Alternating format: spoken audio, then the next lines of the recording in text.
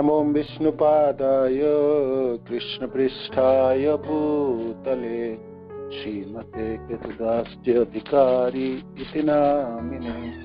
नमो विष्णुपादाय कृष्णपृष्ठाय भूतले श्रीमते भक्तिवेदांत स्वामी इति नामिने।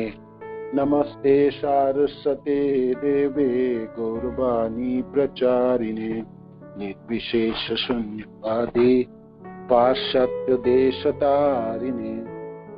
श्रील प्रभुपाद की जय, गुरु महाराज की जय, निताय गौर प्रेमानंदी।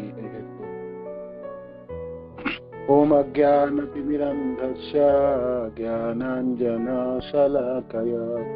चक्षुरुन्मीलितं येन तस्मै श्री गुरुवे नमः। श्री चैतन्य मनोभीष्टं स्थापितं येन भूतले स्वयं रूप कदा मह्यं ददाति सपदान्तिकम्। जय श्री कृष्ण चैतन्य प्रभु नित्यानंद श्री अद्वैत गदाधर श्रीवासादि गौर भक्तवृंद। हरे कृष्ण कृष्ण कृष्ण हरे हरे, हरे राम राम राम हरे हरे। भक्ति रसामृत सिंधु श्रील रूप गोस्वामी पाद की जय। अध्याय 6 भक्ति कैसी की जाए। ये अध्याय है, इसका नाम है भक्ति कैसी की जाए। तो कल आप क्लास में थे ना जी?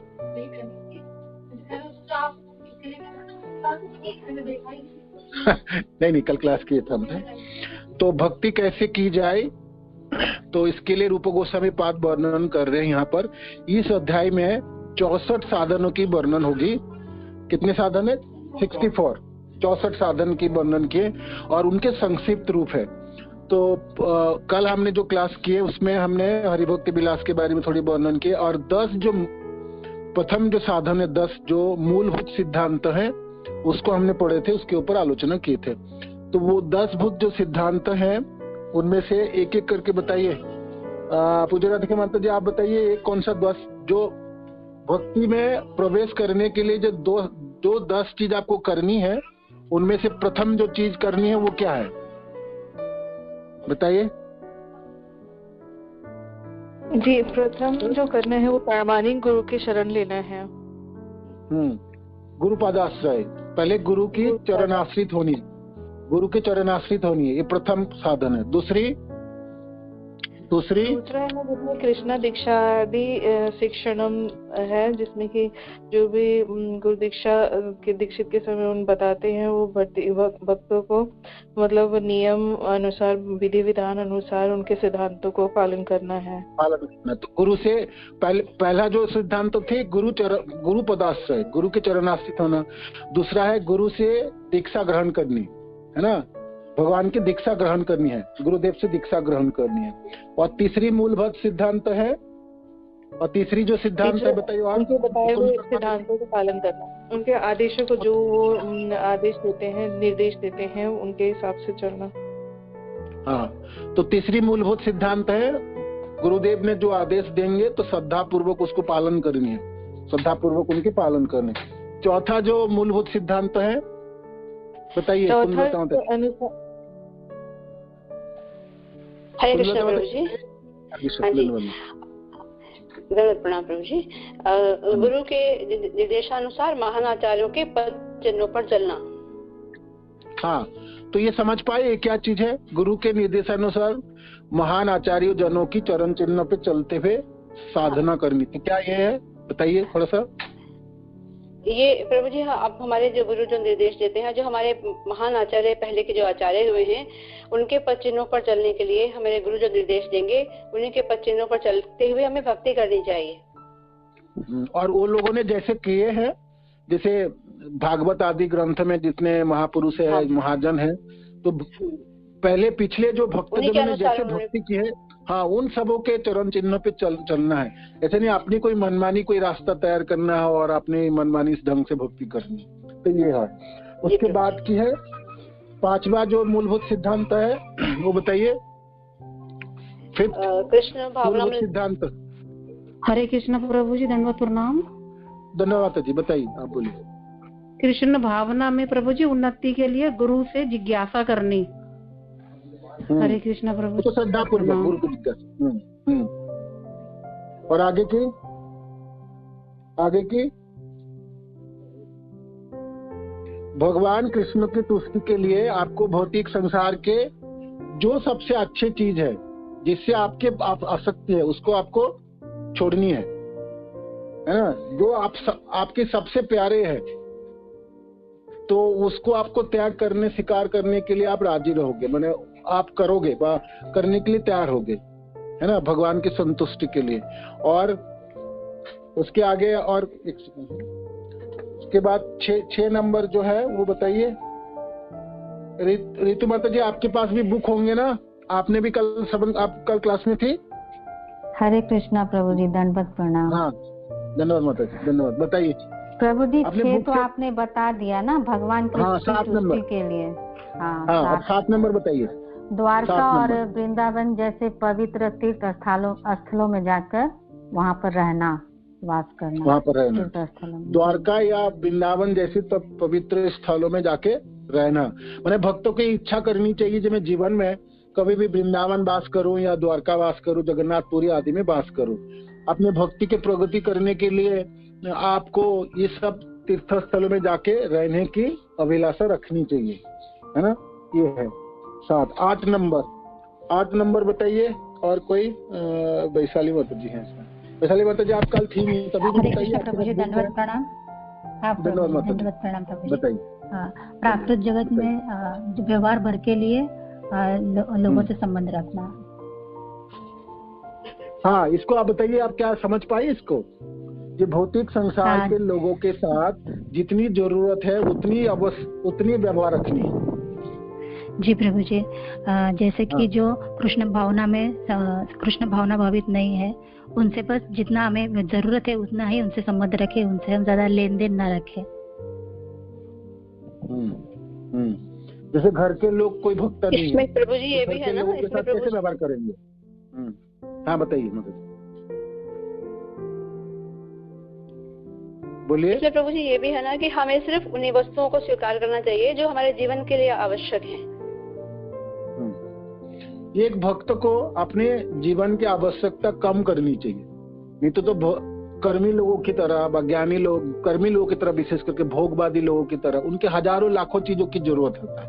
जैसे उदाहरण कल हम दे रहे थे, जैसे आपको पहनने के लिए 2 जोड़ी कपड़े या 3 जोड़ी कपड़े की जरूरत है, 4 हो गए। लोग मानो कि आप 50 जोड़ी रखे हुए, 30 जोड़ी रखे, तो वो अपने भोगवादी हो गए, वो जरूरत नहीं है। जितने आवश्यक है वो वस्तु की संग्रह करनी है, जो आपको अपने शरीर को रखने के लिए और अपने बेसिक नीड आपको पूरा हो पाए, वो आपको जरूरत है, वो करनी है। उससे ऊपर आपको नहीं करनी। आपके बेशक आपके पास पैसा भी हो, धन भी हो, तभी भी नहीं करनी। आप जो लोगों के पास है नहीं वो तो करेंगे नहीं, किंतु जिसके पास पैसे भी है, धन है भी और धनवान व्यक्ति भी है, तभी भी आवश्यक चीजों की जरूरत है, बाकी चीजों को नहीं करनी। ये मूलभूत सिद्धांत, इसमें हमने ध्यान देनी है। आप ऐसा नहीं कह सकते मैं तो भक्ति कर रहा हूँ, बहुत अच्छे खाना खाना है, बहुत अच्छे पहनना है, बहुत अच्छी तरह से रहना है, वो ठीक है आप रहिए, किंतु स्टैंडर्ड है। मानो कि आप एक वैष्णव हो और आपको हाथ में आप सोने की घड़ी पहन रहे हो, या आपने सोने की अंगूठी, गले में सोने की माला पहन के निकल रहे हो, या रेशमी वस्त्र पहन के जा रहे हो, तो फिर आप किस तरह के वैष्णव है? माने आप भक्ति कैसे लोगों के लिए क्या दर्शाओगे, या भक्ति में रुकावटी होगी आपकी?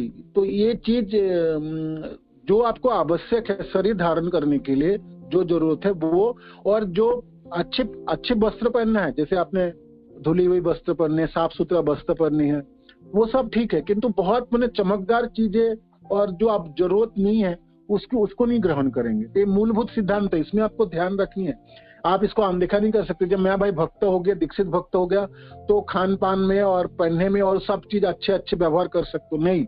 आपके सामर्थ्य होने के बावजूद भी आप इस पे जानबूझ के ध्यान रखो, जे नहीं मैं एक बेसिक स्टैंडर्ड मेंटेन करूंगा, जो मेरा जरूरत है उसकी पूरा करूंगा, उसके ऊपर की चीजों में हमने नहीं करेंगे। तो ये पॉइंट है। तो आगे की पॉइंट बताइए। 9 नंबर जो पॉइंट थी, 9 नंबर जो है। जी धन्यवाद प्रणाम। धन्यवाद माता जी, बताइए 9 नंबर। प्रभु जी एकादशी व्रत 9वां पॉइंट है प्रभु जी। हाँ, एकादशी व्रत की पालन करनी है, एकादशी पालन करनी है सबको। मानो कि आप भक्ति के रास्ते पे आप चलना चाहते हो तो एकादशी पालन करना आवश्यक है, करनी करनी है आपको। बहुत तकलीफ होंगे, मानो कि आपको एकादशी पालन करने में बहुत मुश्किलें पड़ रही, तो आपने फल फ्रूट खा के रह सकते, दूध पी के रह सकते हो, अन्न नहीं खा पाओगे, है ना, उस दिन, है ना। और ये एकादशी निष्ठा के साथ पालन करना है। ऐसा नहीं है आपने सालों के 2-4 एकादशी कर लिया और बाकी नहीं। महीने के दोनों एकादशी आपको पालन करनी है। और एकादशी व्रत के ठीक से पालन शब्द का अर्थ माधव तिथि है। उस दिन आपको कथा कीर्तन, आपको नाम जप आदि ज्यादा करेंगे, आपके भागवत श्रवण करेंगे, भक्त के संग आदि करेंगे, कीर्तन करेंगे।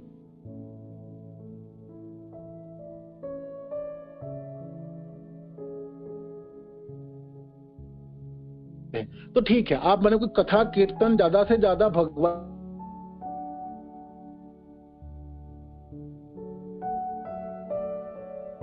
जुड़े हुए चीजों की। और 10 नंबर है, 10 नंबर राधा लीला माता जी, बोलिए या साधु, देखो वो माता जी ने ज्वाइन किया ना साधु के नाम से, ठीक है। 10 नंबर बताइए कौन? हरे कृष्णा। हरे कृष्णा प्रभु जी, 10वां नंबर है। 10 नंबर पवित्र वृक्षों की यथा वट वृक्ष की पूजा करना, विधिवत भक्ति आरंभ करने के लिए जस प्रार्थना। हरे कृष्ण।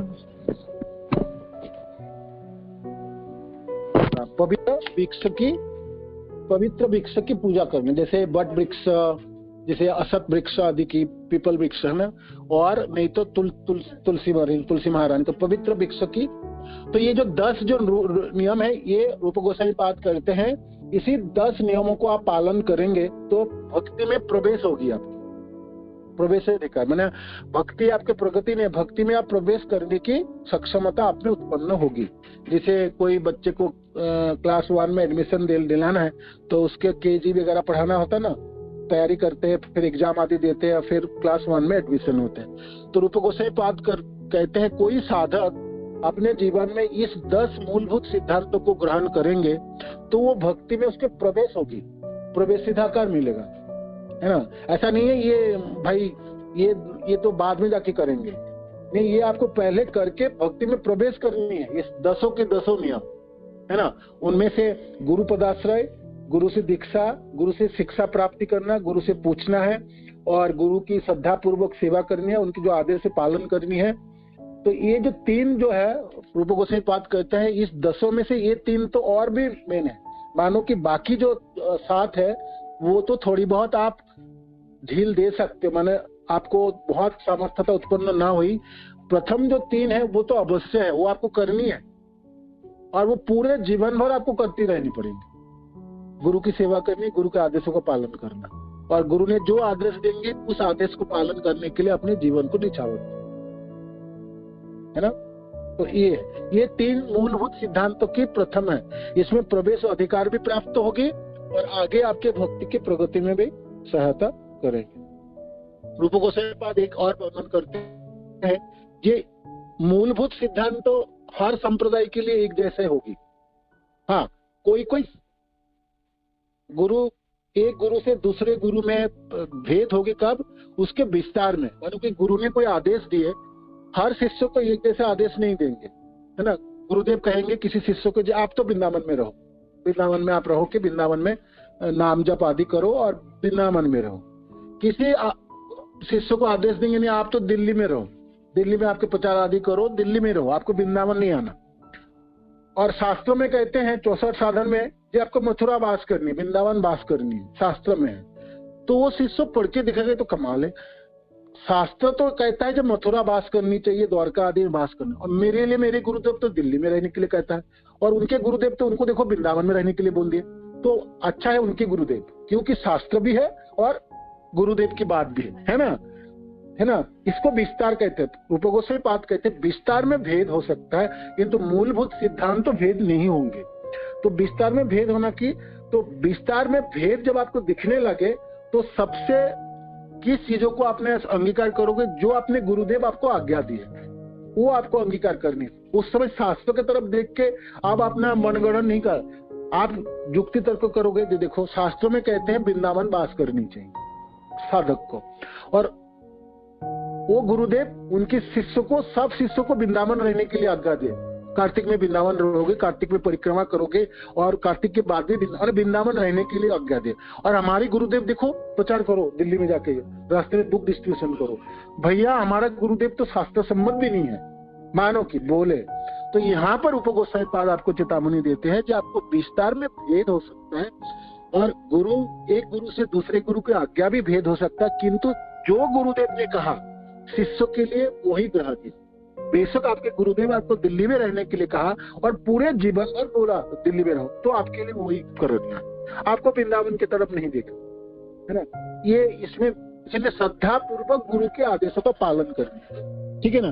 तो इस पॉइंट को ना बहुत सारे पॉइंट आता है आगे आगे, जैसे आने वाले दिनों में फिर भक्त तो थोड़ा आगे बढ़ता है, तो वो सोचते हैं कि मैं थोड़ी सी रागानुग भक्ति करूं, मैं राधा कुंड में वास करूं, और आपके गुरुदेव कहते नहीं आप तो प्रचार करो, आप साधन भक्ति करो, प्रचार करो, रागानुग बागानुग करना नहीं है। तो फिर आपके लिए साधन भक्ति ही ठीक है, आपके लिए रागानुग नहीं है। आपके लायकात देख के ना गुरुदेव खुद ही कह देंगे, जब आप में बहुत ज्यादा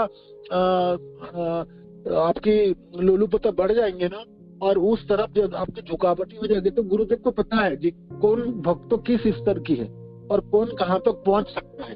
तो इसलिए गुरुदेव आदेश देते समय भी ऐसा आदेश नहीं देंगे जो आप नहीं कर पाएंगे, और वो आदेश देंगे जो आपके कल्याण के लिए है, आपके अच्छे के लिए है। क्योंकि ना गुरुदेव जो है वो आने वाले दिनों को देख पाते हैं, भविष्य दृष्टा है। हम सब लोग आने वाले समय को नहीं देख पाते, भगवान कृष्ण देख पाते या कृष्ण के प्रतिनिधि। तो मेरे लिए साधक के लिए क्या कल्याणकारी है वो गुरुदेव जानते हैं, इसीलिए उनके आदेश वो हर शिष्य को वो आदेश देते हैं जो वो शिष्य कर पाए और उनके लिए कल्याणकारी हो, ठीक है ना। इसलिए रूप गोस्वामी पाद कहते हैं मूलभूत सिद्धांत तो एक जैसे होंगे, सब गुरु ने एक जैसे बोलेंगे, किंतु उनको विस्तार जो है वो एक गुरु से दूसरे गुरु में भेद होंगे। जैसे राधानाथ महाराज को आदि देखो, उनके शिष्य के प्रति क्या आदेश है और मेरे गुरुदेव के क्या आदेश है। वो एक सन्यासी गुरु है और एक गृहस्थ गुरु, भेद हो सकता है, आदेश में भेद होंगे, भावना में भेद होंगे। तो दूसरे को देखकर आपको छलांगे लगाने। रूप गोस्वामी पाद कहते हैं विस्तार लेते समय आपने बुद्धि की व्यवहार करनी चाहिए साधक को, और उनके लिए सबसे सेफ पोजीशन वो है उनके गुरुदेव ने उनके लिए जो आता है। बेशक शास्त्रों की सम्मत ना भी हो, और कहते हैं शास्त्र सम्मत नहीं हो तो फिर साधक उसको कैसे करके समन्वय करेंगे। तो रूप गोस्वामी पाद ने वर्णन करते हैं कि इसको आगे जाके समन्वय वो कर सकेंगे, वो समझ पाएंगे इस चीजों को आगे जाके, क्योंकि बहुत सारी चीजें वो अभी नहीं समझ पा रहे। गुरु के आदेश को पालन करना मूलभूत सिद्धांत, तो इसको पालन करनी है, उसको तो मूलभूत सिद्धांत, किंतु उसको कैसे करके पालन करनी है वो इस समय ना समझ पा रहे, समर्थ ना भी हो, आने वाले दिनों में उसमें सामर्थ्यता उत्पन्न हो जाएगी। तो ये बात है।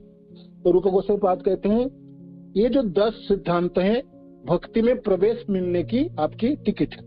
आप भक्ति में प्रवेश कर रहे हैं, ठीक है ना, भक्ति में आप प्रवेश कर रहे हैं। इस 10 को नहीं मानेंगे तो आपके प्रवेश भी नहीं है।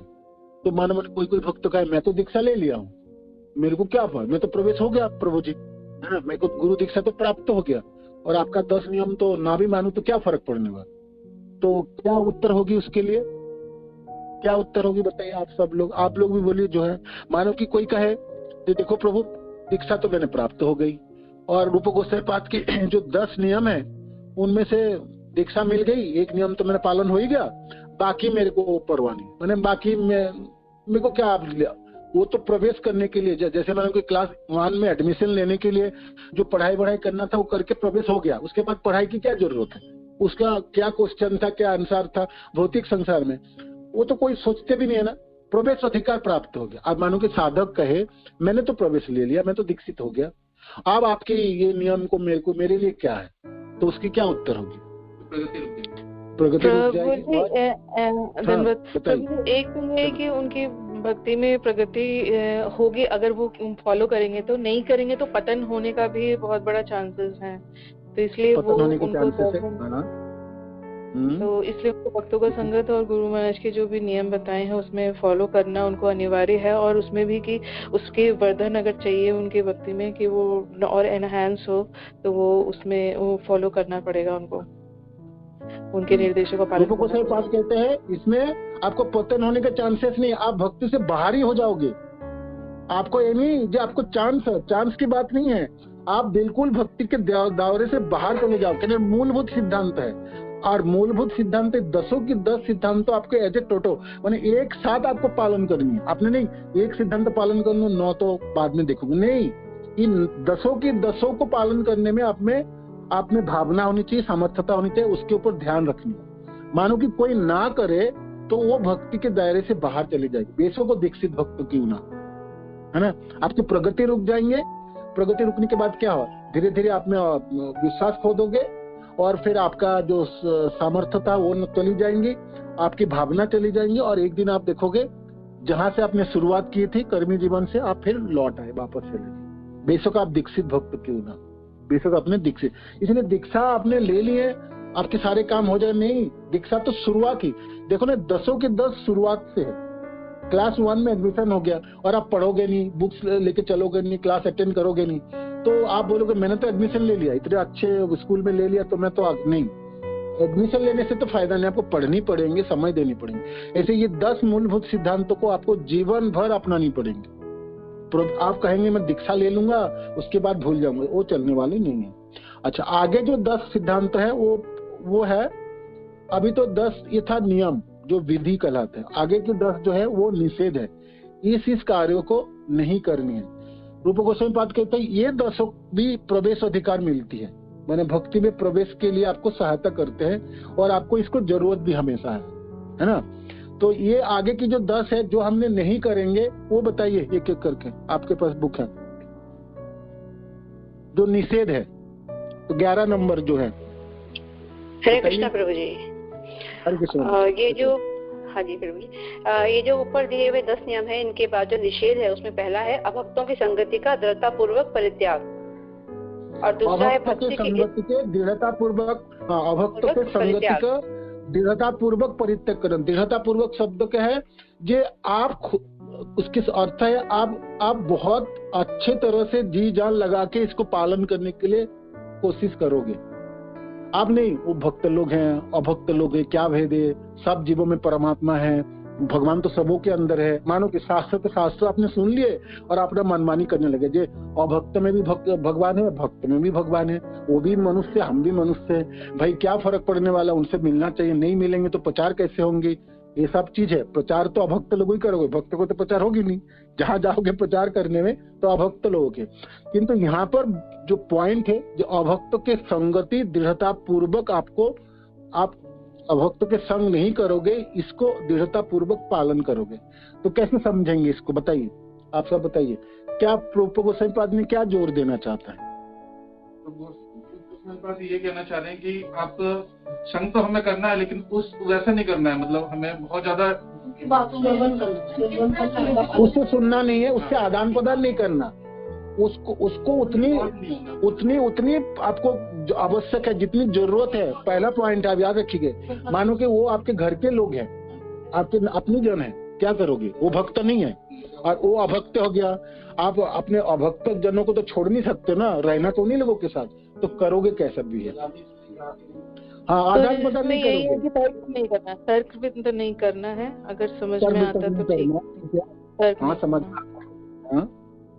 और दृढ़ता मतलब फिर उसमें आपको एक बताता हूँ, 2 लोगों के साथ आप रहिए, लोगों के साथ भावना कब उत्पन्न होता है, जब आप आदान प्रदान करते हो, अपने गुह्य वार्ता, अपने मनों की भावना को जब उसको बताते हैं और उसके मनों की भावना को जो आप सुनते हो, तो साथ में रहें। मानो कि 2-4 दोस्त एक साथ रह रहा है, एक ही हॉस्टल में, एक ही रूम में रहता है, किंतु उसकी किसी एक दोस्त के साथ उनकी भावना बनती है, बाकी तीनों के साथ काम चलाव कर लेता है, तो वो आपको सीखनी पड़ेंगे। मानो कि आप भक्ति करना चाहते हो, भक्ति में प्रगति करना चाहते हो, अभक्तों के संग कैसे करके उन लोगों को काम चलाओ, वो आपको सीखनी पड़ेंगी। वो पूरे जीवन भर ही सीखना है आपको। आपके चारों तरफ ना सब अभक्त ही भक्त होंगे, भक्त लोग गिनी चुनी होंगे। आप उसको छोड़ नहीं सकते, ये लोग तो अभक्त है, चलो इन लोगों को तो छोड़ दो, वो भी नहीं कर, उन कैसे करके करोगे वो आपको, तो रूप गोस्वामी का तो दृढ़ता पूर्वक छोड़ना है। माने अब आपने जो समय है, आप अपने भक्त जनों के साथ ज्यादा से समय बिताओगे। मानो कि जो समय आपको अभक्तों के साथ बिताना पड़ रहा है, तो उतनी आवश्यक चीजों के करोगे जितनी आपकी जरूरत है, उससे ज्यादा नहीं करोगे, है ना।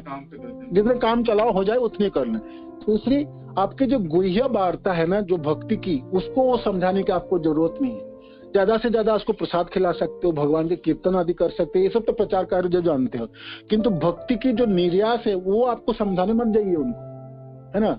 वो आप क्या सुनाएंगे वो आपको सुना के छोड़ देंगे, समझे ना।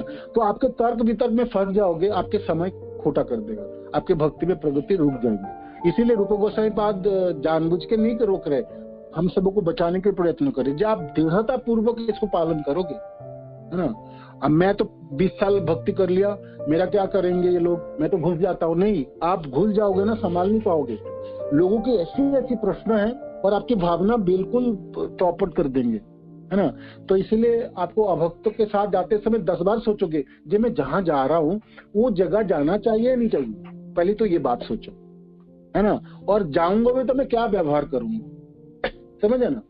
पहले तो सबसे बड़ी बात है, सपोज आप भक्ति हो और भक्ति करने के लिए निकले हो, तो आपको तो आपके जीवन यात्रा ऐसे आपको कंट्रोल करनी चाहिए, जो जिन लोगों के साथ संग करने जा रहे हो उसमें एक कम से कम एक तो भक्त होनी चाहिए, एक फैमिली तो कम से कम होनी चाहिए।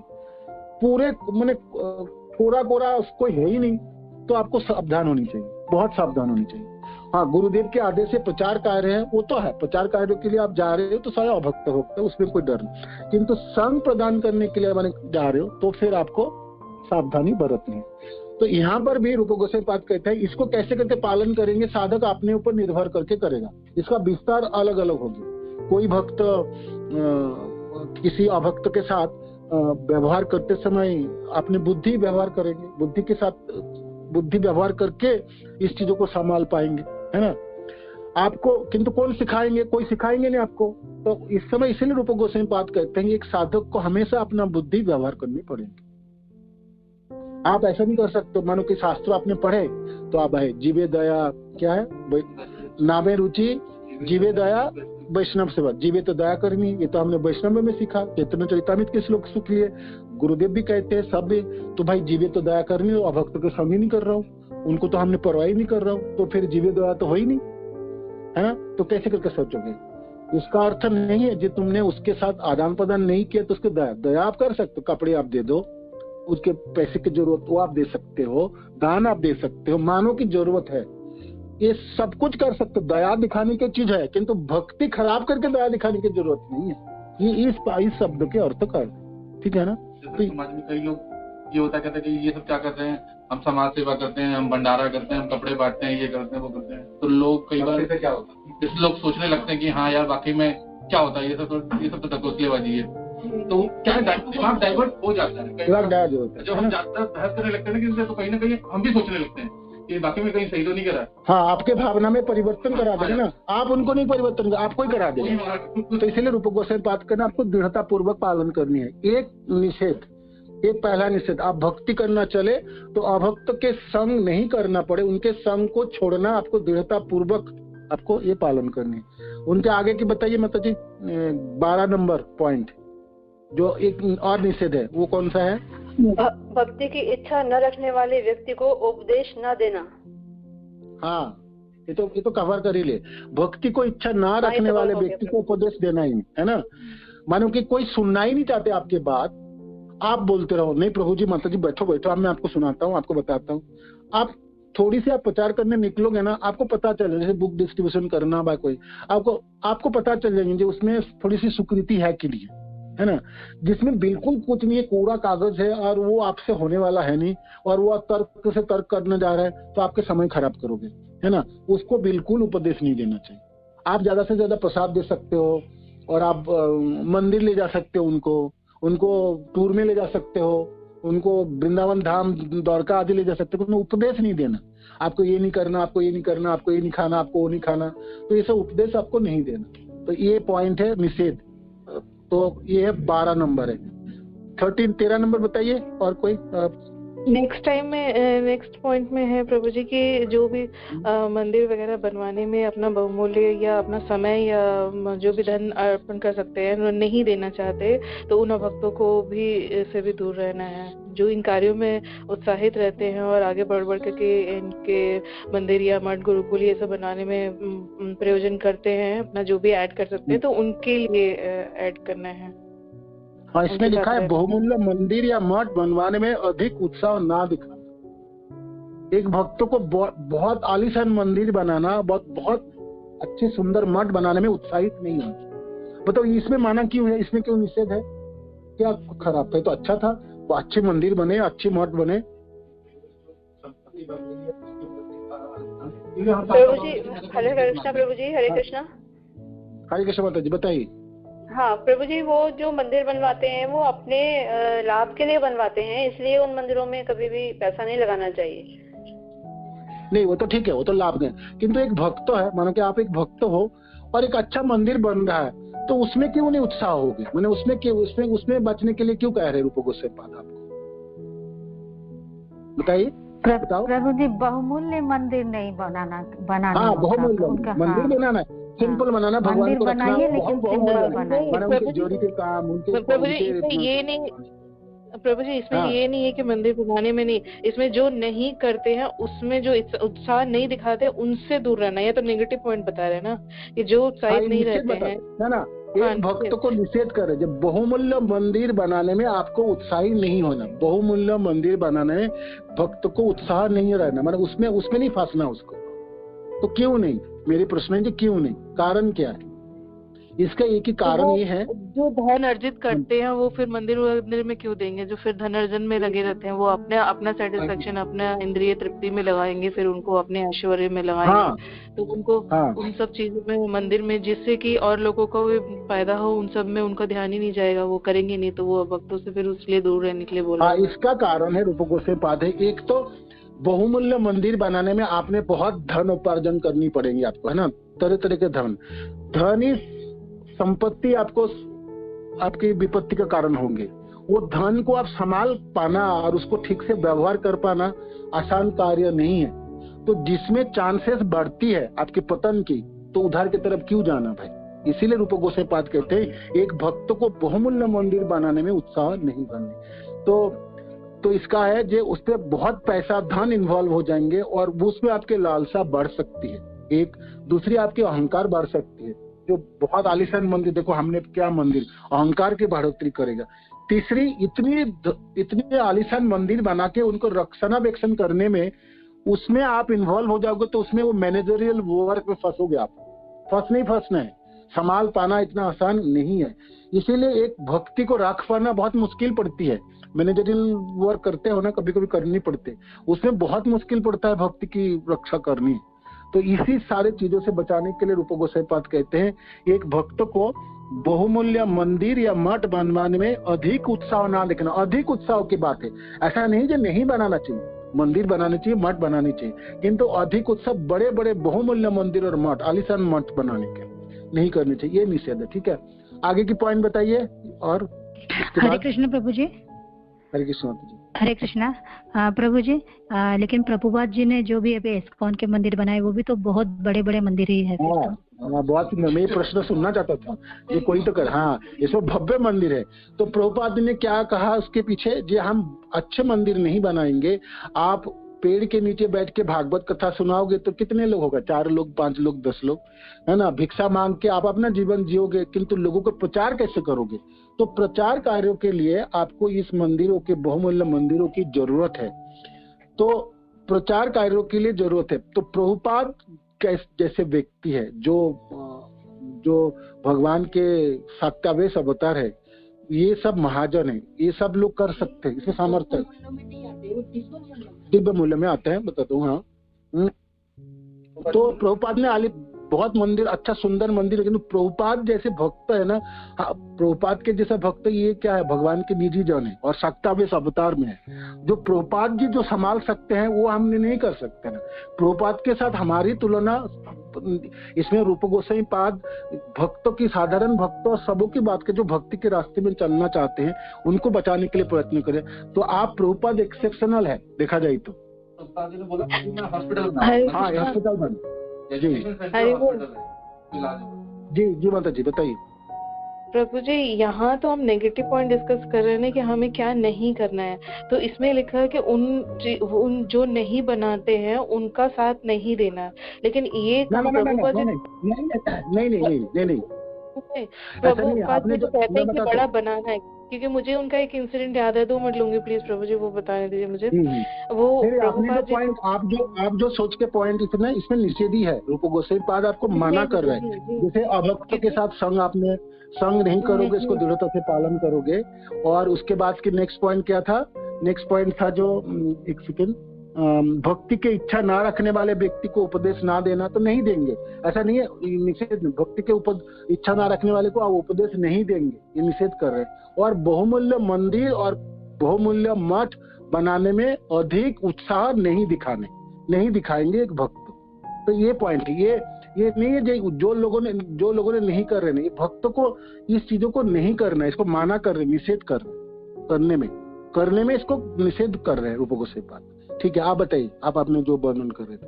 हाँ, अब आइए प्रभुपाद के प्रश्न। प्रभुपाद ने तो बहुत आलीशान मंदिर, फार्म हाउस और क्या क्या बनाए। तो मैंने कहा ना, प्रभुपाद ने प्रचार कार्यों के लिए बनाया, और प्रभुपाद इस चीजों को धारण कर सकते, सक्षम थे, उसको सहन कर सकते। प्रभुपाद के पास 40 रुपया थे, तब भी उन्होंने भक्ति किए। जब उनके पास 40,000 करोड़ रुपया हो, तब भी उन्होंने भक्ति किए। उन्होंने और कुछ नहीं किए। किंतु साधारण भक्त जनों की मानो कि क्या होगी, धन आने से वो भक्ति से विचलित हो सकता है, भक्ति के रास्ते से निकल के वो कर्मी व धनी व भोगी बन सकता है। इसके लिए और हुए कितने लोग देखो ना, मठ मंदिर बना लेते हैं और फिर उन्हीं से बिजनेस करता है, फिर भक्ति कुछ नहीं होता उनमें। लोगों को आज पैसा दे दो, ये तो है ना। इससे यही प्रभु जी मैं बता रही थी आपको ना, मैंने पहला पॉइंट आपको ये बताया था कि वो अपने लाभ के लिए जो मंदिर बनवाते हैं ना, वहाँ पे उत्साह नहीं दिखाना है। तो वो लोग यही करते हैं ना प्रभु जी, मठ वगैरह बनवा के अपने लाभ के लिए पैसा अपना वो करते हैं। हाँ, और उसको बिजनेस के तरह व्यवहार करते हैं, जिससे धन कमाई। हाँ जी, हाँ माता जी आप बोल रहे थे, पूजा माता जी आप बोल रहे थे, बताइए माता जी, आप बोल रही थी ना कोई पॉइंट प्रभुपाद की। हरे कृष्णा। उनके पास आर्थिक बहुत अभाव था पैसों का, तो वो एक बार मतलब वो हुआ कि उनको टेम्पल बनाना, उनको जमीन मिल गया था और वो उसको लेने के लिए उनके पास बिल्कुल भी पैसे नहीं थे, मतलब अपने रहने खाने का भी नहीं।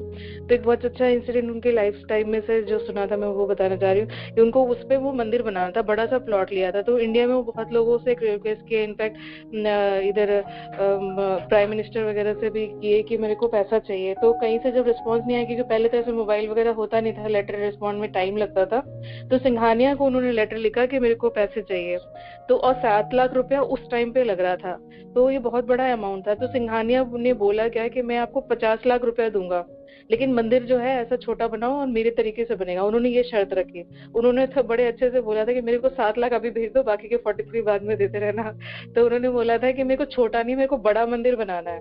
तो इस पे दोनों की बहस हुई थी। तो वो कह रहे थे कि मेरे को छोटा मंदिर, बड़ा मंदिर लेके क्या करेंगे, पर इनका था कि नहीं बड़ा मंदिर, क्योंकि कीर्तन करना है, बड़े प्रचार करना है। तो इनका था कि डीटीज के साथ में हॉल होना चाहिए, तो इसलिए वो जमीन में उनको मतलब पूरा चाहिए था कि वो है। तो उसमें उन्होंने फिर वो धन अर्जन करके और वो बनवाया, बड़ा बनवाया, लेकिन छोटा नहीं बनाया।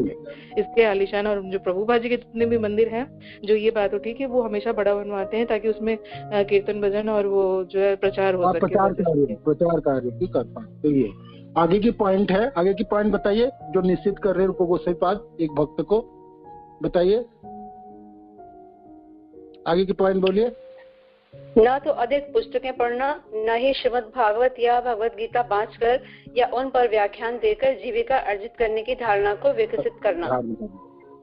हाँ, बहुत पुस्तकें नहीं पढ़नी, ठीक है। और भागवत सुना के अपने जीविका अर्जन नहीं करना, मैंने अपने पढ़ाई किए, कोई भागवत आदि ग्रंथों की और अपने क्लास देके अपने उसमें पैसा लेके अपने घर चला रहे हैं। ये आपको एक भक्त को नहीं करनी चाहिए। तो ऐसा क्यों? बहुत पुस्तकें क्यों नहीं पढ़नी, बताइए? ये निषेध क्यों है? एक भक्त के लिए निषेध है, बहुत पुस्तक नहीं। हाँ, हरे कृष्णा प्रभु जी। पहले बहुत पुस्तक पढ़ना। क्यों बहुत पुस्तक नहीं? ज्यादा पुस्तक पढ़ेंगे ज्यादा ज्ञान है, ज्यादा उत्तीर्ण होंगे, है ना? और ज्यादा श्लोक हम याद करेंगे, ज्यादा क्लास सुंदर दे पाएंगे। तो मानो की एक व्यक्ति कह सकते ना, ये बहुत सारे तरीके, मैं सब कुछ पढ़ूंगा, गीता पढ़ूंगा, भागवत पढ़ूंगा, चैतन्य चरितमृत पढ़ूंगा, उसके अलावा आगे बाकी जितने गोस्वामी सब बुक्स पढ़ूंगा और भक्तमाल आदि पढ़ लूंगा, तो पढ़ते जाऊंगा। तो अच्छा है ना? तो यहाँ पर रूप गोस्वामी पाद कहता है एक भक्त को अधिक पुस्तकें नहीं पढ़नी चाहिए। ये क्यों? ये निषेध क्यों? हाँ, हरे कृष्णा प्रभु जी। अधिक पुस्तक पढ़ने के लिए भक्त को इसलिए भी मना है कि ज्यादा पुस्तक पढ़ के ज्ञानी हो जाता है, ज्यादा ज्ञानी लोग भटक जाते हैं। हाँ, ज्यादा ज्ञानी लोग पुस्तक पढ़ने से ज्यादा ज्ञानी लोग भी भटक जाते हैं कई बार। वो उनको घमंड भी हो जाता है। इसलिए हमें केवल ऐसे ही बुक जैसे गीता, भागवतम वगैरह इनमें ही ज्यादातर टाइम लगाना चाहिए और अपना कीर्तन संकीर्तन वगैरह में ज्यादा पढ़ेंगे तो हमारा माला भी छूट सकता है। हमें ज्यादा बुक पढ़ने में ज्यादा से ज्यादा टाइम देना पड़ेगा और हमें घमंड हो जाएगा कि हम तो इतने बड़े ज्ञानी हैं। हाँ, तो ये कारण है जब ज्ञान आपके अहंकार उत्पन्न होगी। ज्यादा पुस्तक पढ़ेंगे तो ज्यादा अहंकारी होंगे। आप उनकी भावना, उनकी चाल चलन, बोली उसका अलग ही होती है, डिफरेंट होती है। तो हमको ज्ञानी तो बननी नहीं है। रूप गोस्वामी पाद आपको भक्त बनाना चाहते हैं, है ना? वो ज्ञानी तो बनाना नहीं चाहते। रूप गोस्वामी पाद भक्ति रसामृत सिंधु लिखते समय किधे जो लोग भक्त है उन लोगों के लिए मैंने बुक लिख रहा हूँ, बाकी कर्मी ज्ञानी लोगों के लिए नहीं बुक है। तो आपको भक्ति करने के लिए प्रयत्न कर रहे, इसलिए निषेध कर रहे जे अधिक पुस्तक पढ़ेंगे तो ज्ञान की अहंकार होगी। और बहुत पुस्तक पढ़ के ना आपको भक्ति में प्रगति में सहायता नहीं होती। आपको भक्ति में प्रगति करना है। भक्ति में प्रगति शब्द का है आपको अपने स्वरूप को जानना है। जीवेर स्वरूप है कृष्ण नित्य दास। दासत्व समझना है, आपको सेवा शुरू करनी है। आप सारा दिन पढ़ते रहोगे तो सेवा कब करोगे, है ना? ना वो नहीं, भागवत तो पढ़ने ना। उसके बाद है बात पॉइंट यहाँ पर है जो आपको ज्ञानी बनने के लिए प्रयत्न नहीं होने, आपको भक्त बनना है। तो भक्ति करने के लिए जितने ज्ञान की जरूरत है उतनी आपको जरूरत है, उसके ऊपर नहीं है। तो ऐसा नहीं अधिक पुस्तक की बात है। आपको गीता, भागवत और चैतन्य माना नहीं कर रहे। जो पुस्तक आपको भक्ति में सहायता करने वाला है उसको तो आपको पढ़नी चाहिए, किंतु जो भक्ति में सहायता नहीं कर रहे, आपको सिर्फ ज्ञानी बढ़ा रहे, तो वो पुस्तक नहीं पढ़नी चाहिए। ये वाला बात। और एक पॉइंट है कि भागवत कथा सुना के जीविका अर्जन नहीं करनी चाहिए। हाँ, इसका एक एग्जाम्पल देना चाह रहे हैं। जैसे ब्रज के गोपियां पढ़ी लिखी नहीं थी लेकिन वो भगवान को ज्यादा प्रिय थे। लेकिन उद्धव जी बहुत पढ़े लिखे ज्ञानी था, लेकिन उद्धव जी को बाद में अपनी ज्ञान को बहुत बड़ा अहंकार भी हो गया, लेकिन जो गोपियों के सामने जाकर उनका अहंकार मिट गया। हाँ, ये सुंदर उदाहरण है। उद्धव जी ज्ञानी थे, वो तो स्वर्गलोक में पढ़े थे, बृहस्पति स्वर्गलोक से पढ़ के आए थे। हम लोग तो भाई अमेरिका जाएंगे, न्यूजीलैंड जाएंगे पढ़ाई करने वो सीधा स्वर्गलोक गए थे। धरती में उनका जन्म है किंतु पढ़ाई करने के लिए स्वर्गलोक और बृहस्पति से पढ़ाई किए। वो ऐसे स्टूडेंट है जो स्वर्गलोक से पढ़ के आए और सबसे ज्ञानी थे। गोपी लोगों ने कहे तुम अपना ज्ञान लेके घर वापस जाओ, जहाँ से आए वही चले जाओ, हमको नहीं करना। आपके ज्ञान से आप ऐसे कर सकते हो। वो निराकार बंधन कर रहे थे ना भगवान को। जी आपके जो भगवान है वो बांसुरी बजा सकता है, वो मोर मुकुट धारण कर सकते, पागड़ी बन सकता है। आपके वो भगवान ऐसा कर सकते तो वो सुनाओ, और नहीं कर सकते तो वापस चले जाओ जहाँ से है। तो ये उदाहरण अच्छा है। उसके नेक्स्ट पॉइंट जो है श्रीमद् भागवत की कथा सुना के आपकी जीविका अर्जन नहीं करनी चाहिए, है ना? ऐसा क्यों? ये निषेध है। मानो कि अपने भागवत कथा सुनाने लगे और भागवत कथाकार बन के अपने घर चलाने लगे, तो वो नहीं करना चाहिए। एक भक्त को कभी नहीं करनी चाहिए, ये निषेध है। एक बिजनेस नहीं मानते। और क्या कारण है बताओ क्यों नहीं करनी चाहिए?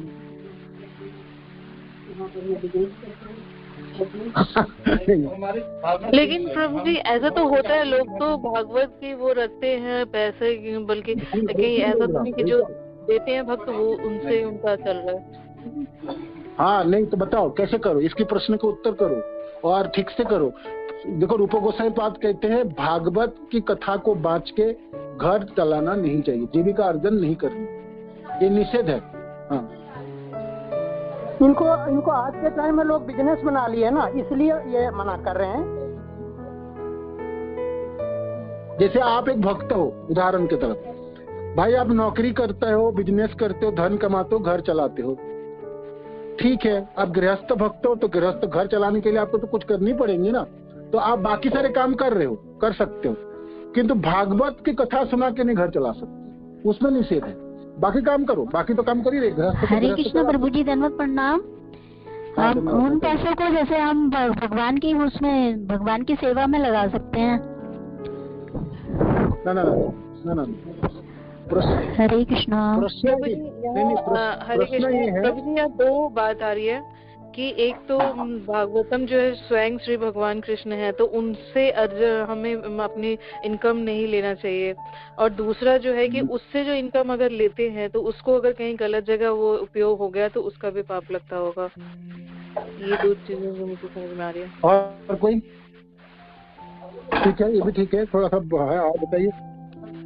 भावना मान लीजिए अभी तो हम जो भागवत प्रचार करने के लिए हम भागवत पढ़ रहे हैं या फिर सुना रहे हैं, फिर उसका ये हो जाए कि हमारा कि हम प्रचार सुना रहे हैं तो पैसा आएगा, कितना आएगा, ये हमारा ध्येय प्रचार नहीं रहेगा। हमारा ध्येय हो जाएगा पैसा कितना आएगा, कितने फॉलोअर्स बढ़ रहे हैं हमारे।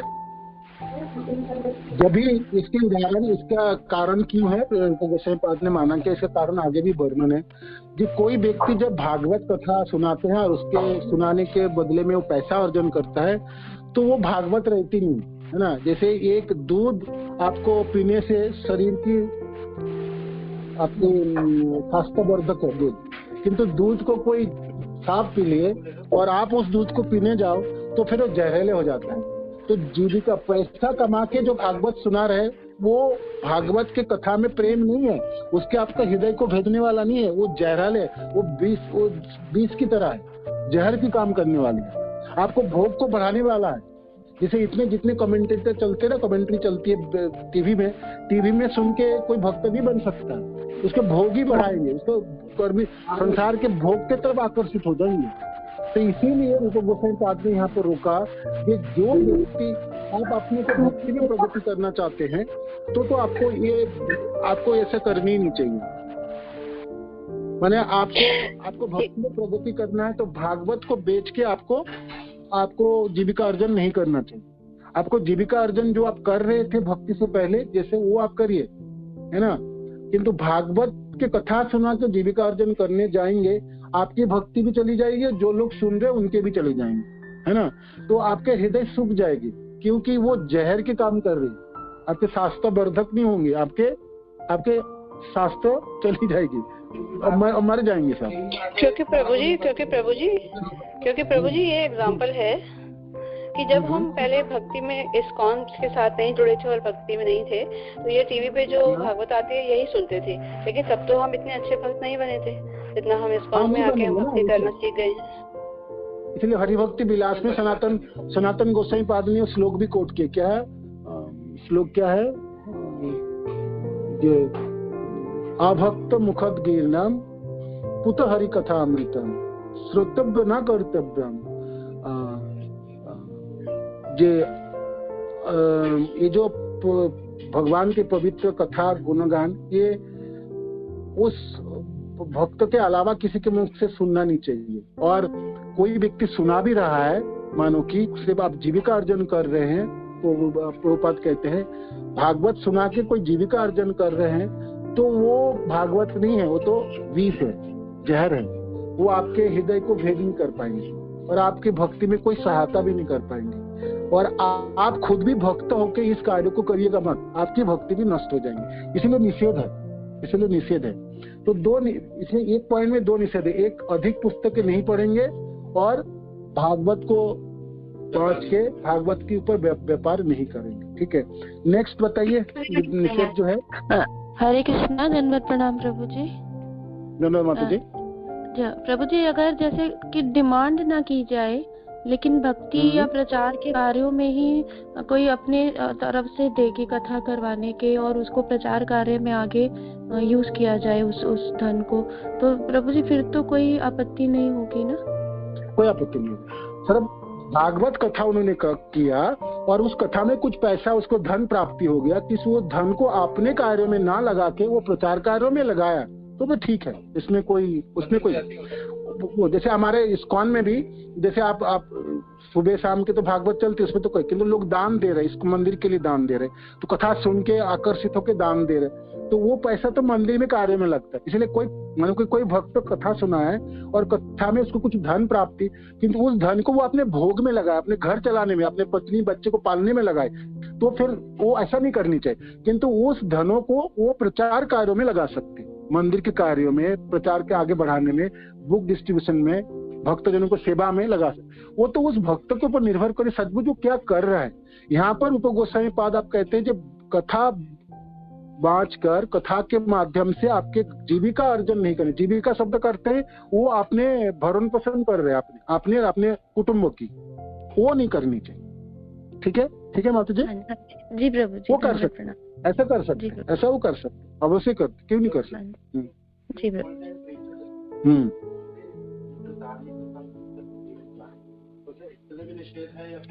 जैसे हमारा इस्कॉन में ना फुल टाइम डिवोटी है और वो फुल टाइम डिवोटी है और कथा करते हैं, तो फुल टाइम डिवोटी है तो मंदिर देखता है, मतलब मंदिर उनको देखभाल करते हैं, मंदिर उनकी प्रसादों की बंदोबस्त करते हैं। तो नियम है, जीबीसी का भी नियम है, भले मंदिर में रहते हैं और मंदिर की आपने भागवत कथा सुना रहे हैं, तो जो दान प्राप्त है वो दान आपको लाके आप गुरु को दे देंगे, मतलब मंदिर को दे देंगे। शिष्य को जो भी प्राप्त हो वो धन आपने गुरु को प्रदान करेंगे, है ना, ये सिस्टम है। किंतु वो आप करेंगे तो बहुत अच्छा है, ठीक है, वो आप कर सकते हैं, किंतु आप अपने में नहीं लगा सकते।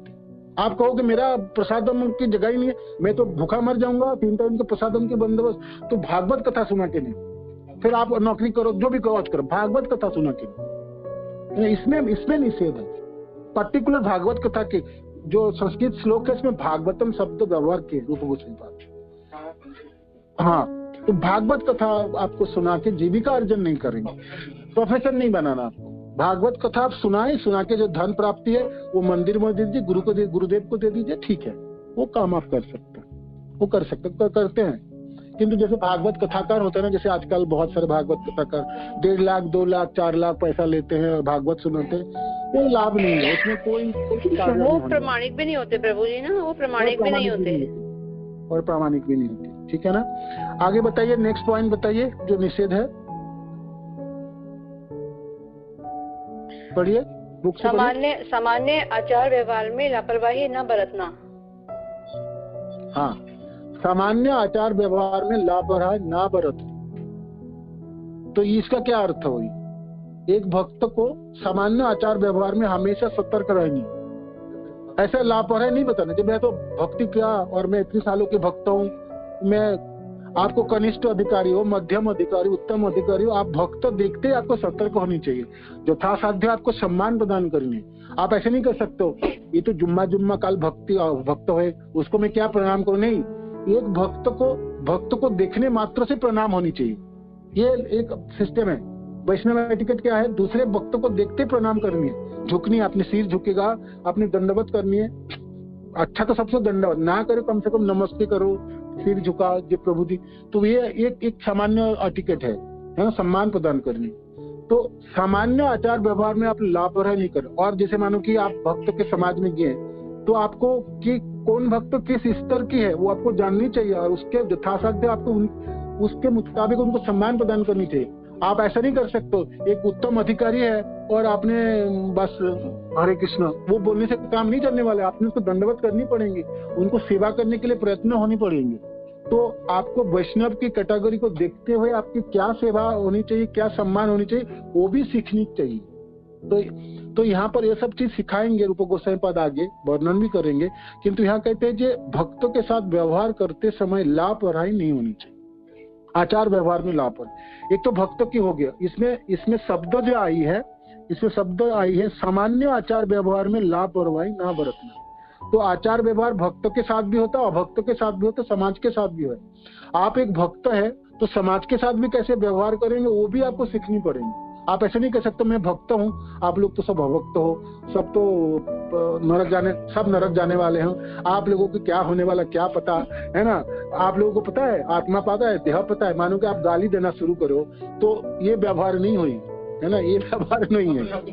आपने आपको महान दिखा रहे हो और दूसरे के लाभ पर आप नरक जाने वाले हो। आप लोग तो मीट खाते हो, मछली खाते हो, आप लोग प्याज लहसुन अंडा सब खाते हो। सत्यानाश आपकी काम आपके काम चलने वाला नहीं। आपके ये सामान्य व्यवहार में उन्होंने व्यवहार नहीं किए, व्यवहार आपने खराब कर दिया। आप भक्त हो कि क्या व्यवहार कर लिए है ना, व्यवहार उन्होंने खराब नहीं किया। समझ आया ना। तो ये बात है। जैसे मानो को आप एक भक्त हो तो आपके ऊपर ज्यादा बोनस है, ज्यादा आपका कर्तव्य ज्यादा बढ़ती है। आप कैसे व्यवहार कर रहे हो, आप कैसे चल रहे हो, आप कैसे बोल रहे हो, तो लोग कहेंगे भक्तों की ये निशानी है। ऐसा भक्त तो हमको भक्ति नहीं करती। ये भक्त देखो इतना गुस्से वाला, देखो गाली देने वाला, और ऐसा देखो श्यामानंद प्रभु ने तो देखो। तो इसीलिए रूप गोस्वामी पाद, ठीक है ना। तो रूप गोस्वामी पाद में आपको सतर्क कर रहा है कि आप आपके जो आचरण है ना उसमें लापरवाही आप कभी भी नहीं करोगे। समाज के साथ, अभक्त जनों के साथ, सामान्य जीवों के साथ, मनुष्य समाज में सामाजिक जीव है तो हर जगह पे आपको अधिक सतर्क होने। भक्त है तो आपके अधिक सतर्क होने।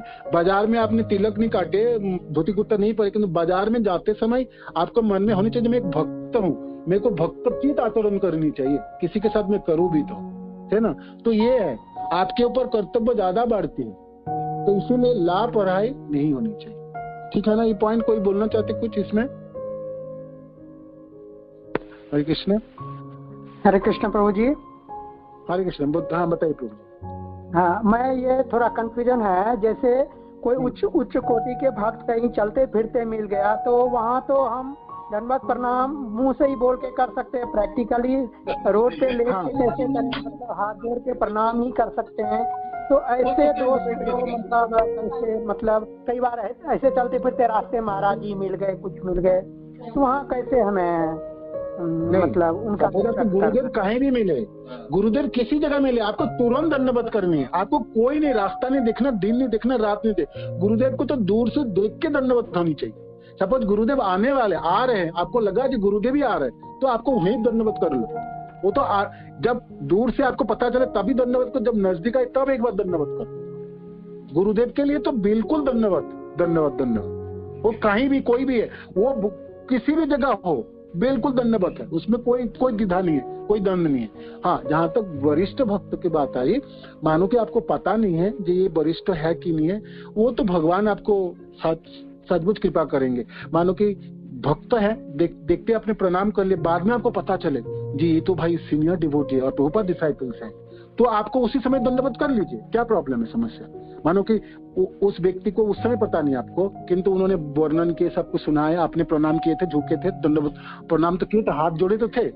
आप बाद में पता चला कोई भक्ता कहे प्रभु जी पता है जिसके साथ आप बातें कर रहे थे, बस जो आपके सामने खड़े थे वो प्रभुपाद डिसाइपल है। तो आप कहते हैं इस मेरे तो से गलती हो गया, मेरे दंडवत, तो आप दंडवत कीजिएगा उस समय। उसके बाद जैसे आप देखते हैं ना, प्रभुपाद डिसाइपल चले भी जाते हैं, सारे भक्त लोग पीछे से प्रणाम करते हैं, दंडवत। बहुत सारे लोग ना जानते हो भी करते हैं, सब लोग कर रहे तो मैं भी करूं, बहुत अच्छा है। उनको पता नहीं बेचारा वो उत्तम अधिकारी है, किंतु वो सब लोग कर रहे हैं तो वो भी कर ले। इसीलिए आपको जब भी आपको पता चल गया तभी आपको दंडवत करनी चाहिए। और आपको ये हो पता होना चाहिए मैंने कुछ गलती कर दिया होगा या सेवा मेरे को कुछ करनी चाहिए था, तो फिर आप अप्रोच कर पाए तो करिए, जाके मिलिए उनसे और फिर अपना यथोचित नमस्कार आदि सम्मान कीजिएगा। ये बात है, ऐसे करके आप कर सकते हैं।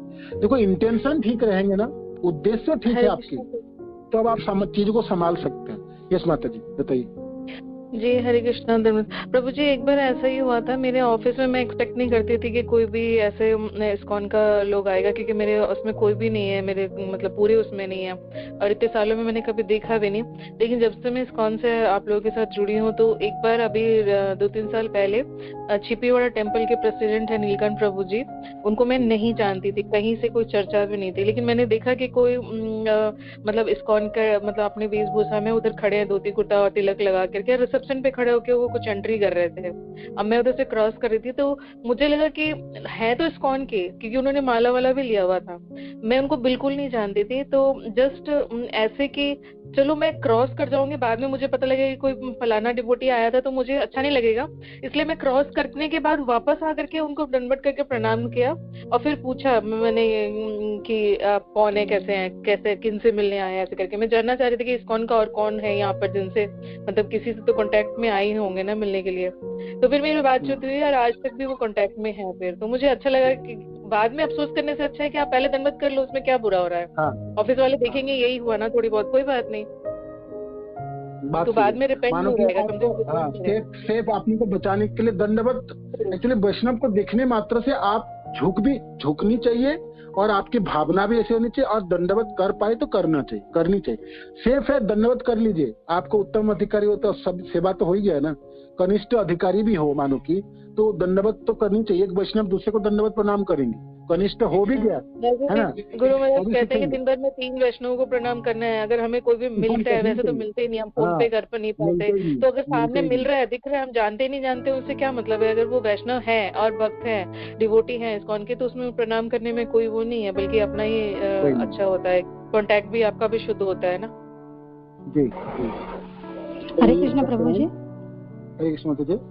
हाँ प्रभु जी, मैंने कुछ देखे हैं जो सीनियर डिवोटीज दीक्षित है, वो आपस में भी लड़ते हैं, तो ऐसे डिवोटीज के लिए क्या कहेंगे प्रभु जी? माता जी का प्रश्न है, जो सीनियर डिवोटी है वो तो आपस में लड़ते हैं, तो फिर हमने क्या करें? तो हम अपना दंडवत बंद कर देते हैं। नहीं क्या बताइए, मानो कि आप क्या चाहते हैं? जे भाई सीनियर डिवोटी लोग लड़ रहे हैं, तो हम अपना जो आचरण है मैं बंद कर दूं, मानो कि ऐसा करनी चाहिए। तो हम अपना आचरण देखो, अपने आचरण जो वो तो करनी है। वो लोग जो दूसरे वो सीनियर डिवोटी लड़ भी रहे हैं, वैष्णव क्रिया मुद्रा विज्ञ ना बुझे। वैष्णव कभी कभी ऐसे आचरण करते हैं ना, सचमुच विज्ञ व्यक्ति जो बहुत ज्ञानी व्यक्ति उसको भी समझ में भारी पड़ता है, और हम तो भाई माया द्वारा आबद्ध व्यक्ति है। इसलिए वैष्णवों के पल्ले में पढ़ना मत, मैंने उनके अपने चीजों को ना देखो मत, आपकी जो कर्तव्य वो पालन कर जाओ, है ना। वो लोग सीनियर डिवोटी है, प्रणाम कर लो, दंडवत कर लो। दंडवत प्रभु जी, दंडवत माता जी, हरे कृष्णा, है ना। आप अपना उसके ना, और उसमें ध्यान भी मत दो। ये दोनों वरिष्ठ वैष्णव है लड़ रहे हैं, आपके एरिया में नहीं आता ये कार्य, ये तो गुरुदेव के एरिया में आते हैं, वो जानते हैं। आपको नहीं करना, आपको इसमें इन्वॉल्व भी नहीं होना। आप बिल्कुल देखते हुए भी अनदेखा कर जानी चाहिए, सुनते हुए भी अनसुना होगी, और वहां से निकल पड़ो, वहां से तो चले जाओ, ठीक है ना। अपने को बचाना चाहते हैं। गुरु महाराज भी कहते हैं ना कि हमें गुरु को देखना है, गुरु को इग्नोर करना है।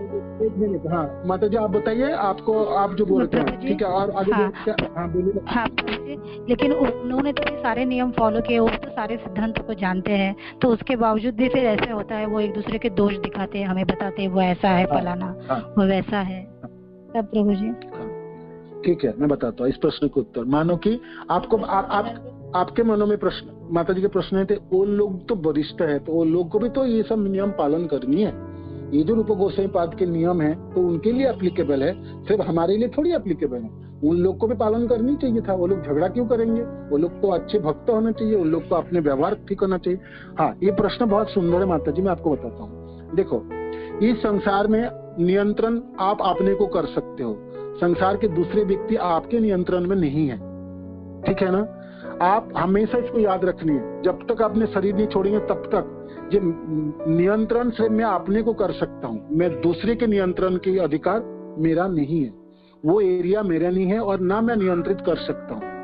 किसी को नहीं नियंत्रण कर सकता, अपने घर के पति हो, बच्चे हो, कोई कोई जीव को नियंत्रण के अधिकार सिर्फ कृष्ण की है, आपकी नहीं है ना। हाँ, अपने को नियंत्रण कुछ हद तक आप खुद कर सकते हो, अपने को नियंत्रण भी भगवान कृष्ण द्वारा ही होती है, कि तो थोड़ी सी आप अपने को नियंत्रण कर सकते हो। तो आपके आचरण के आप, मैंने कहा ना, ओनस आपके ऊपर है, उनके नहीं। वो 4 वैष्णव वरिष्ठ झगड़ा कर रहे हैं, तो मेरी क्या कर्तव्य है? आपकी कर्तव्य है, आप दंडवत प्रणाम करोगे, हरे कृष्ण बोलोगे और उस जगह से निकल के चले जाओ। आप अपने आचरण खराब नहीं करोगे। उन लोगों के साथ व्यवहार करते समय आप अपनी व्यवहार खराब नहीं करोगे, है ना।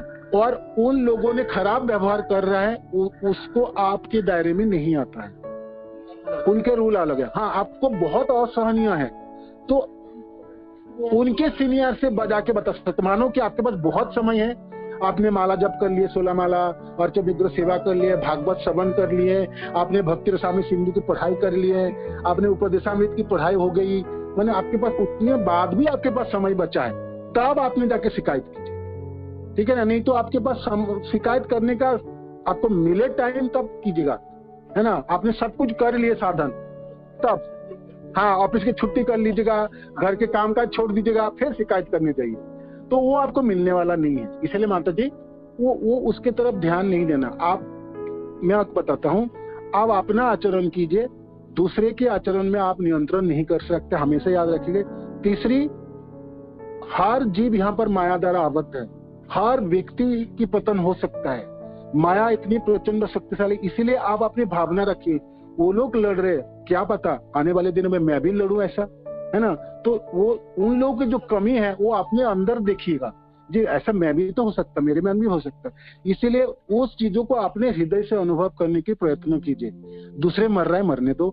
देखो वो लोग तिलक काटता है और इतना बड़ा बड़ा क्लास देता है और कैसी आचरण देखो, नहीं, आपके लाभ नहीं होने वाला। आप एक भक्त हो, दूसरे के प्रति दया भी आपको है ना, आप दया दिखाना आपको, और आपको ये सोचना कि मैंने उस जगह पे मैं हूँ और मेरे प्रति भी लोग ऐसे उदासीन हो जाए और लोग ऐसी गाली देते रहे तो मेरी क्या दशा होती। तो इसीलिए दूसरे कोई भक्त गिर रहा है तो उसके लिए आपको दया होनी चाहिए, सहायता होनी चाहिए, उनमें सहायता कर सकते हो, कर पाओ। किंतु वरिष्ठ है, आप सहायता कर नहीं सकते हो, आपके दायरे से बाहर है, तो आप वहां से बाहर हो जाओ, आप निकल पड़ो वहां से। आपका एरिया नहीं है ये। संसार में कितने लोग झगड़ रहे हैं, आप मार्केट में जाके देखो, हजारों लाखों लोग झगड़ रहे हैं। आप सबको सुधारने जाते हो ना, बोलते हो ना सुनते हो। आप बोलते हो ना भागो यहाँ से, निकलो, ये तो झड़ते, तो ऐसी सोच के आप चले जाओ जिन्हें इन लोगों के बातें को, इन लोगों के एरिया में मेरे को पूरी पड़ा। ठीक है ना माता जी? जी प्रभु जी, हाँ जी प्रभु जी, जी प्रभु जी, हाँ जी प्रभु जी, थैंक यू। जैसे हवाई जहाज हवा में उड़ रहा है और एक बस नीचे सड़क पे चल रहा है, तो जब रेड लाइट होता है तो बस रुक जाता है, लेकिन हवाई जहाज नहीं रुकता है, क्योंकि उसका रूल अलग है और हमारे रूल अलग है। तो हम बस हैं, हम रेड लाइट पे रुक सकते हैं, लेकिन प्लेन अगर रुक जाएगा तो सब मर जाएंगे, लेकिन ऊपर। तो इसीलिए हमें सीनियर की जो क्रियाकलाप है उसके ऊपर हम अपने से तुलना नहीं करनी चाहिए। जैसे हम हैं वैसे उनको वो भी आचरण करें, उनका आचरण अलग है, हमारा आचरण अलग है। हाँ ये है। उन्होंने क्या किया, हम उनको सुधार नहीं सकते हैं, उनको गुरु को बुला करना, उनके गुरु जीव गोस्वामी पाद उनके शिक्षा गुरु थे, सनातन पंडित, नरोत्तम दास और श्रीनिवासाचार्य, तीनों पढ़ने आए, तो ये शिक्षा गुरु है। तो कुछ बीच में खोटखाट हुई, माने वैष्णवों के आचरण में फर्क नजर आए, तो जीव गोस्वामी पाद कहते नहीं, ये आचरण परिवर्तन करना है तो मेरी कार्य नहीं है। उनकी जो दीक्षा गुरु है हृदय चैतन्य प्रभु, हृदय चैतन्य, उनसे खबर भेजा जी आपके शिष्यों की आचरण इस तरफ है, आप आके समझाइए। तो उसको बुलाया, तो फिर आए, फिर समझाए, ये सब चीजें। हाँ उस बोल सकते थे जीव गोस्वामी, और उनके शिक्षा गुरु है, क्योंकि तभी भी जिन्हें दीक्षा गुरु की जरूरत है, उनके गुरुदेव को जाके बताने की जरूरत है। कोई वैष्णव की एक तो सबसे बड़ी बात है, कोई वैष्णव की गलती देखनी नहीं चाहिए। मैंने अरे भाई लाखों करोड़ों लोग गलती कर रहा है, आप देखने जाते हो, बताओ इस संसार में क्या नहीं हो रहा। तो आपको एक वैष्णव हो व्यक्ति, कम से कम वैष्णव तो है, कुछ दिन तो जपा होगा। भगवान गीता में कहते हैं ना, जे साधुर एवं समंतव्य, है ना, वो व्यभिचारी, वो सबसे गंदा व्यक्ति हो, किंतु मेरी भक्ति करता है, कभी उसको साधु मानना चाहिए। तो उस एंगल से भी आप देखो, तो वैष्णव के जो व्यवहार है साजबूझ, उसको समझ पाना उतना आसान नहीं है ना। इसीलिए उस सब चीजों में हमको पढ़ना नहीं है, हमको पढ़ना है, सीधा बात। प्रभु जी हरे कृष्णा। प्रभु जी लेकिन हाँ प्रभु जी, जब सिचुएशन कुछ ऐसी हो कि उन दोनों वरिष्ठों के जब झगड़े हो और वो आपसे कहे कि आप उनसे बात नहीं करोगे, आप उनको फॉलो नहीं करोगे, फिर ऐसे सिचुएशन में क्या करेंगे हम? हाँ, ऐसे सिचुएशन में आप अपने देखोगे, आप अपने काउंसलर है, आप आपके शिक्षा गुरु है, उनसे जाके पूछोगे, और शिक्षा गुरु से जिसके अंदर आप हो, आप उनको बताइए, जब प्रभु जी माता जी मेरे को आप सहायता कीजिए, इससे मैं कैसे करके निकल पाऊं। आप गुरुदेव से पूछिए, या और आप खुद पूछ सकते, तो आप खुद गुरुदेव से पूछ सकते, आप नहीं पूछ सकते अपने शिक्षा गुरु के थ्रू से आपने गुरुदेव से पूछाइए इस स्थिति में मेरे क्या कर्तव्य है। मैंने आपको एवरेज बताया, हर साधक के जीवन में अपनी अपनी स्थिति आती है, क्योंकि एवरेज रूल ये है, बड़े जब झगड़ती है, बड़े वैष्णव जब झगड़ रहा है, उसको ठीक करना हमारी कार्य नहीं है, वो गुरुदेव की कार्य है, तो उनके ऊपर छोड़ देना चाहिए, इसमें हमको नहीं। जी प्रभु जी, जी प्रभु जी, जी प्रभु जी, धन्यवाद प्रभु जी। चलो ये क्लास इसके बाद है क्षति होने पर ना तो शक प्रकट करना, न लाभ होने पर हर्ष होना। एक निषेध है जी, आपका कुछ नष्ट हो गया, धन चला गया, आपको बहुत ज्यादा शोक प्रकट नहीं करना, जब मेरा ये चला गया, वो हो गया, वो हो गया, और बहुत कुछ मिल गया, हर्षित नहीं होनी, ठीक है ना। तो ये तो साधारण नियम है। एक भक्तों के लिए इसमें क्या फर्क लाने वाला है, आप बताइए, भक्त के लिए क्या फर्क लाने वाला। कोई चीज नष्ट हो जाता है तो हाय हाय करते हैं, कर्मी लोग बाकी जन करते हैं, भक्त को नहीं करनी चाहिए। तो क्यों नहीं करनी चाहिए? मोहित हो जाते हैं, एक हो गया, टूट गया, तो ऐसा लगने लगता है हमें कि यार ये चला गया, बहुत दुख होता है। लालसा बहुत है। हाँ, तो आपको पता है जो हम कम से कम भक्त को तो पता है जो शरीर नहीं है, आत्मा है। आत्मा के स्तर में कुछ तो बचने की, जीने की कला सीखनी चाहिए। भौतिक चीज नष्ट भी, ये जो चीज है ये नष्ट हो जाता है, ये तो होता है, होने ही वाला है। किंतु हाँ, आपको भक्ति चली जा रहा है, किसी भक्त के साथ व्यवहार खराब किया, उसके लिए हाय हाय करनी चाहिए। मरने दो, वो कर लिया क्या है, हम भक्त है, उसको नहीं दिखना, अनदेखा कर नहीं। जहां तक आध्यात्मिक वस्तुओं के प्रति आप जब खो जाए तो उसके लिए हाय हाय करोगे।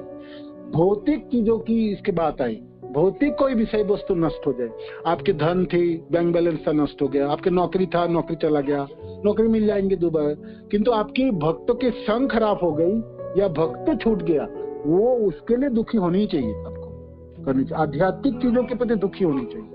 और यहाँ पर जो लाभ की बात आई, वो लाभ क्या है? हर्षित नहीं होना। जो भौतिक लाभों की बात आई, आध्यात्मिक लाभ में तो हर्ष होना ही है। सपोज कृष्ण प्रेम मिल गया तो फिर नाचेंगे, गाएंगे, मस्ती करेंगे, यानी खाएंगे पिएंगे, वो तो करनी है। वो क्यों नहीं करेंगे, है ना। वो कहेंगे देखो भक्त लोग कितना नाचते गाता खाता पीता है, ये तो रूप गोस्वामी पाद ने सिखाया रूल, ये लाभ होने से हर्षित नहीं होना, ये तो हमेशा नाचते गाता रहता है।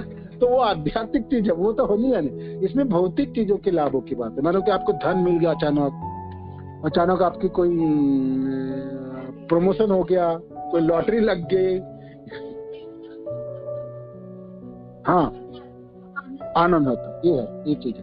तो ये डिफरेंस है, तो इसमें ये पॉइंट है, ठीक है।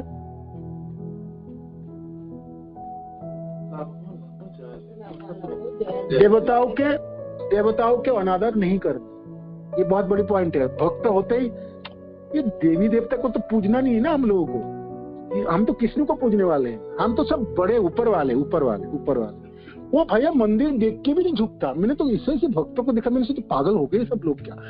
देवता के मंदिर देखने मात्र से आपको झुकना है, उनके ऊपर जो ध्वजा है ना, वो देख के भी झुकना है।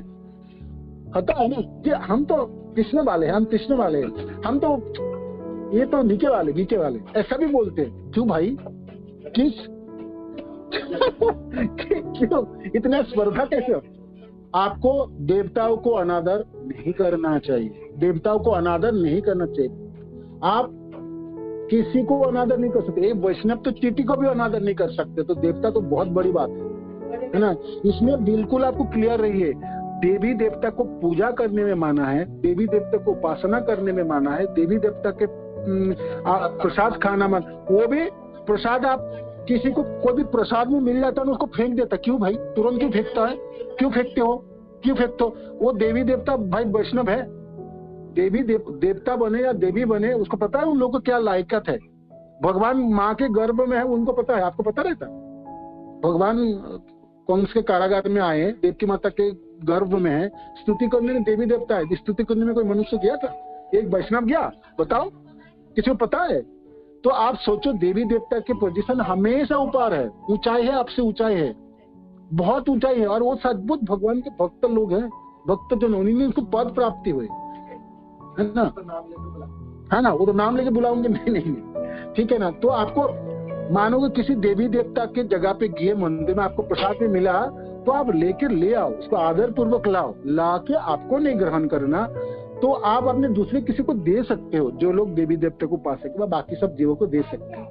फेंकना अनादर हुई, फेंक नहीं सकते। हाँ, अब खाने में क्या प्रॉब्लम है?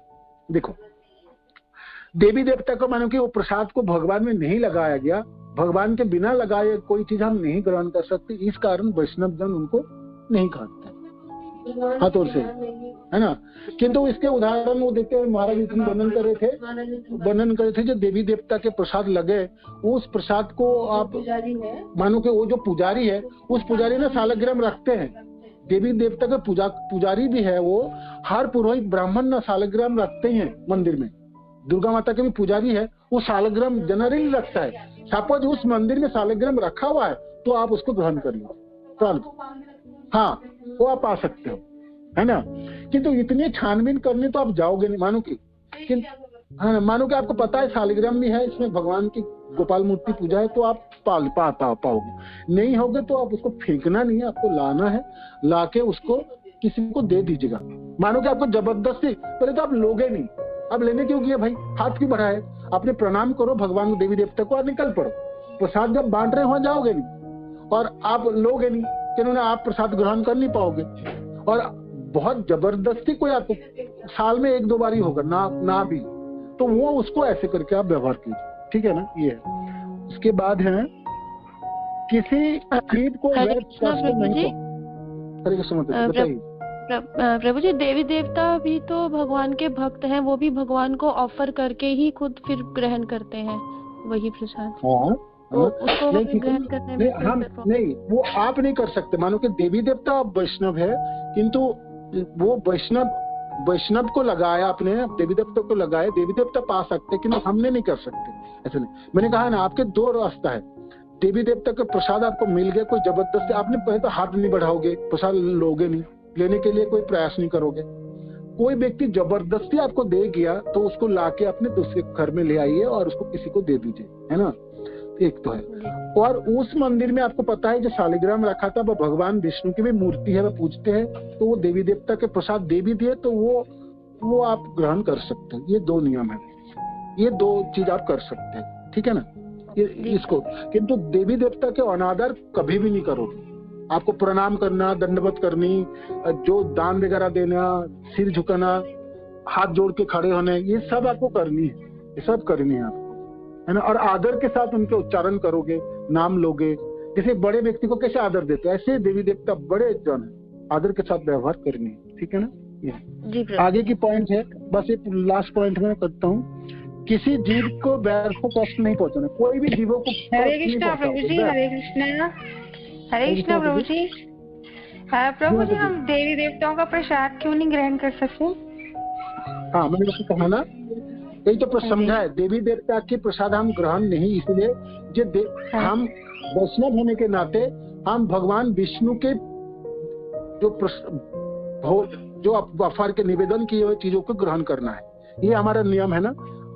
हमने से प्रसाद ग्रहण कर सकते, प्रसाद के भगवान विष्णु तथा कृष्ण के लगा हुए चीजों को। अब देवी देवता, हाँ, देवी देवता भक्त तथा वैष्णव मान सकते हो, वो तो भक्त हैं, किंतु वो विष्णु को तथा कृष्ण को नहीं लगाया ना, इसीलिए वैष्णव जन उनको ग्रहण नहीं करते, वैष्णव नहीं ग्रहण करते। तो इसलिए किंतु देवी देवता को अनादर नहीं कर सकते। आप प्रणाम करोगे, सम्मान दोगे, सब कुछ करोगे, परिक्रमा लगा लोगे, आप अपने भक्ति की रक्षा कर लिए उनसे प्रार्थनाएं करोगे, करते हैं ना, हम मंदिर में जाते भी है, तो ये सब करोगे, किंतु उनकी भोग प्रसाद जो है वो आप नहीं लोगे, है ना, नहीं लोगे। और आपको कोई जबरदस्ती दे दिए तो फेंकोगे नहीं, उसके भी आदर करके आप घर ले आओगे, दूसरे किसी व्यक्ति को दे दो जो वैष्णव जन नहीं है, जो लोग ऐसे ही पता तो दे दो, वो सब कर सकते। ये है, ये कारण है, मतलब, ठीक है।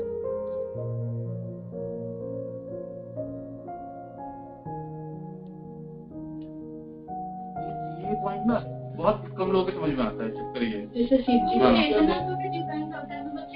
नहीं समझ में आता जब हम ये बात कहते हैं ना कि देवी देवता को नहीं करते, तो लोग ना सोचते हैं कि अरे ये तो भेद करते हैं, लेकिन भेद करने वाली बात नहीं है। बहुत सिंपल सी बात है कि अगर भगवान विष्णु को ऑफर किया और प्रसाद नहीं है तो हमें ऐसा नहीं खाना है, नहीं खाना। अब ये थोड़ी, मान लीजिए कोई वैष्णव है तो हम घर में अगर वैष्णव आ गए तो हम थोड़ी वैष्णव को डायरेक्ट भोग देते हैं कि आप ही भोग लगा लीजिए।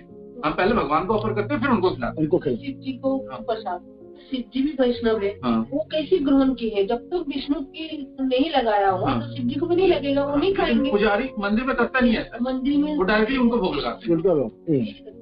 ये ठीक है माता जी, नागरी माता जी, हरे कृष्ण।